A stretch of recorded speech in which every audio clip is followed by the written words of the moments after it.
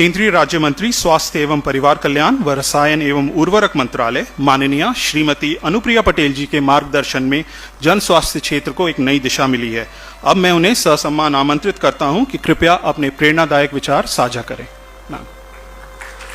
Ma'am please.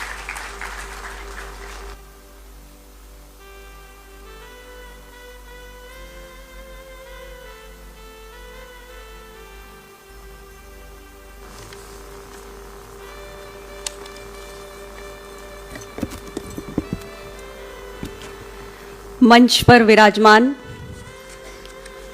Bharat की माननीय राष्ट्रपति महोदया श्रीमती द्रौपदी मुर्मू जी, उत्तर प्रदेश की माननीय राज्यपाल श्रीमती आनंदीबेन पटेल जी, उत्तर प्रदेश के माननीय मुख्यमंत्री श्री योगी आदित्यनाथ जी, माननीय सांसद श्री रवि किशन जी, एम्स के अध्यक्ष श्री देश दीपक वर्मा जी, एम्स निदेशक major general doctor Vibha Datta ji, सामने उपस्थित सभी जनप्रतिनिधिगण, सभी अभिभावकगण, सभी विद्यार्थी और सभी शिक्षकगण, एम्स गोरखपुर के प्रथम दीक्षांत समारोह के ऐतिहासिक अवसर पर आप सबके बीच उपस्थित होकर मुझे बेहद प्रसन्नता है।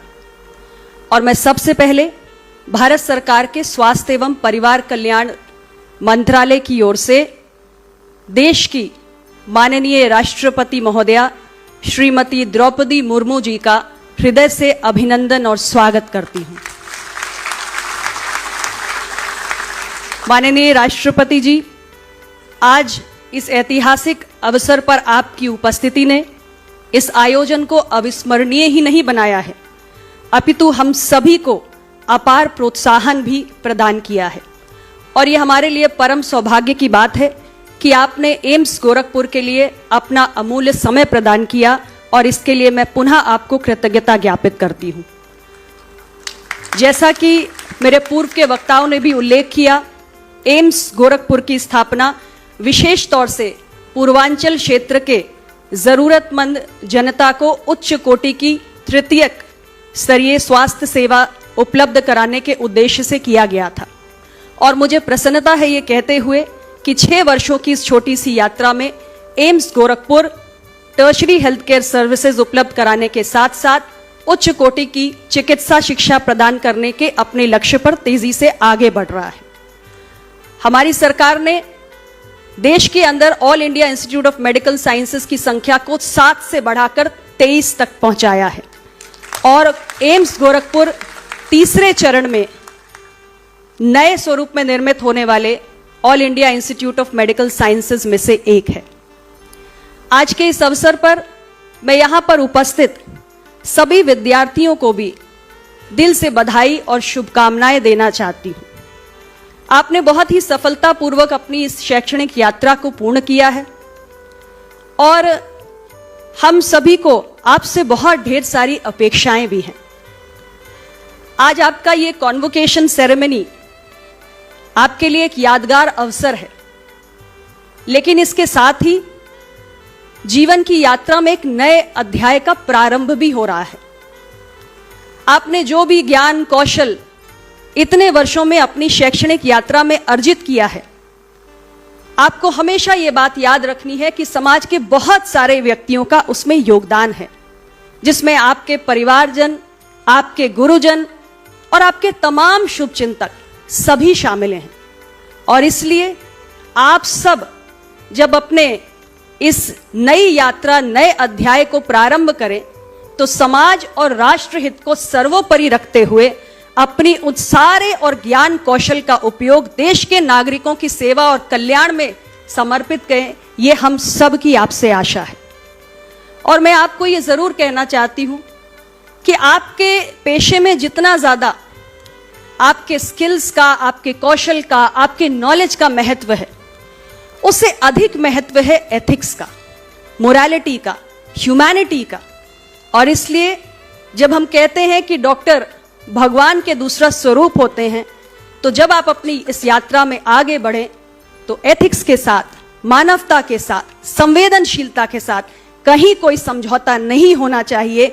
और जब ऐसे डॉक्टर्स के रूप में आप अपनी सेवाएं देंगे तो निश्चित रूप से इस देश के हर मरीज के दिल को छूने का आप काम करेंगे और आप इतनी ऊंचाइयों पर जाएंगे जिसकी आप कल्पना भी नहीं कर सकते। आज के इस अवसर पर मैं सभी फैकल्टी मेंबर्स को, सभी अभिभावक गण को और उन सारे एम्स के कर्मचारियों को भी बधाई देना चाहती हूं जिनके सहयोग, समर्थन और मार्गदर्शन के अभाव में शायद हमारे विद्यार्थियों की यह सफल शैक्षणिक यात्रा पूरी नहीं हो सकती थी। आप सबका भी बहुत बहुत अभिनंदन है। आज हमारा देश माननीय प्रधानमंत्री श्री नरेंद्र मोदी जी के नेतृत्व में 2047 का विकसित भारत बनाने के लिए संकल्पित है और एक स्वस्थ भारत ही विकसित भारत की नींव है और इसलिए आप सबका योगदान बहुत महत्वपूर्ण हो जाता है। भारत सरकार के स्वास्थ्य और परिवार कल्याण मंत्रालय ने इस बड़े लक्ष्य को ध्यान रखते हुए देश में 2017 में नई स्वास्थ्य नीति लाने का काम किया और इस नई स्वास्थ्य नीति की विशेषता यह है कि आज हमारे लिए स्वास्थ्य की परिभाषा बदल चुकी है। अब स्वास्थ्य सेवा केवल रोगों के उपचार तक सीमित नहीं है, बल्कि स्वास्थ्य सेवा comprehensive health, integrated health care की ओर बढ़ चुकी है। यानी प्रिवेंटिव, प्रोमोटिव, क्यूरेटिव, पैलिएटिव और रिहैबिलिटेटिव, यह सब कुछ हमारी नई स्वास्थ्य नीति में स्वास्थ्य सेवा की परिभाषा में सम्मिलित है। और हमारी इस नई स्वास्थ्य नीति के केंद्र में है यूनिवर्सल हेल्थ कवरेज।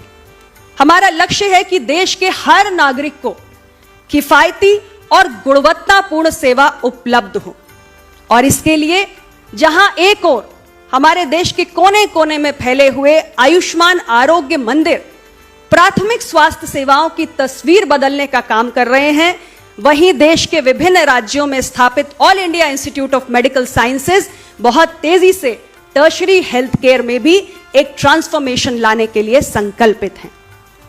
हमारे देश की सरकार ने जहां एक ओर देश के नागरिकों को गुणवत्तापूर्ण और किफायती स्वास्थ्य सेवा उपलब्ध कराने के लिए आयुष्मान भारत प्रधानमंत्री जन औषधि परियोजना, अमृत फार्मेसी और प्रधानमंत्री नेशनल डायलिसिस कार्यक्रम जैसे तमाम प्रयास किए हैं, वहीं दूसरी ओर विकसित भारत 2047 के सपने को मन में रखते हुए देश में पर्याप्त संख्या में डॉक्टर्स की, स्पेशलिस्ट डॉक्टर्स की और नर्सिंग स्टाफ की उपलब्धता को सुनिश्चित करने के लिए बड़ी संख्या में मेडिकल कॉलेजेस और नर्सिंग कॉलेजेस का भी निर्माण किया है।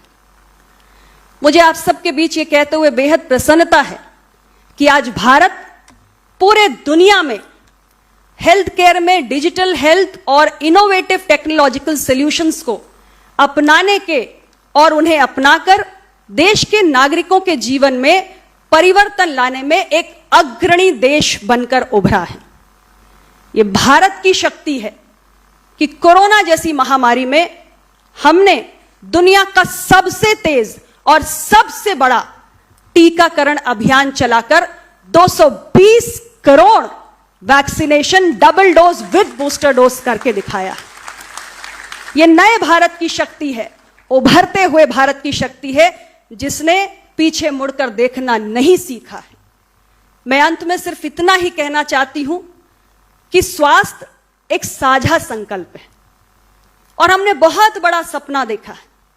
भारत की सोच आज केवल भारत तक सीमित नहीं है, बल्कि दुनिया की लिए भी भारत सोचता है। यह वसुधैव कुटुंबकम की भावना ही है जिसके चलते हमने अगर अपने देश में 200 करोड़ लोगों को वैक्सीन लगाने का काम किया तो दुनिया के 100 से अधिक देशों में कोरोना का टीका पहुंचाने का भी काम किया है। तो जब विकसित भारत 2047 के लिए स्वस्थ भारत बनाने की बात हो तो केवल सरकार को नहीं बल्कि आप सबको जो भविष्य के डॉक्टर्स हैं, आपको भी अपनी भूमिका निभानी है। आगे बढ़ के सरकार के साथ कदम से कदम मिलाकर चलना है और मुझे पूरा विश्वास है जितने मेधावी विद्यार्थी मेरे साथ बैठे, मेरे सामने बैठे हुए हैं, आप सबकी अपार क्षमता और शक्ति से हम स्वस्थ भारत और विकसित भारत का निर्माण करेंगे। आप सबको इन्हीं शब्दों के साथ उज्जवल भविष्य के लिए बहुत ढेर सारी मैं शुभकामनाएं देती हूं और पुनः मैं माननीय राष्ट्रपति महोदया जी को हृदय से धन्यवाद देती हूं। उन्होंने हम सभी को अपना अमूल्य समय देकर हमारा मनोबल बढ़ाया है और एम्स फ्रेटर्निटी को मैं अभिनंदन करती हूं आज के शानदार आयोजन के लिए। बहुत बहुत धन्यवाद। जय हिंद।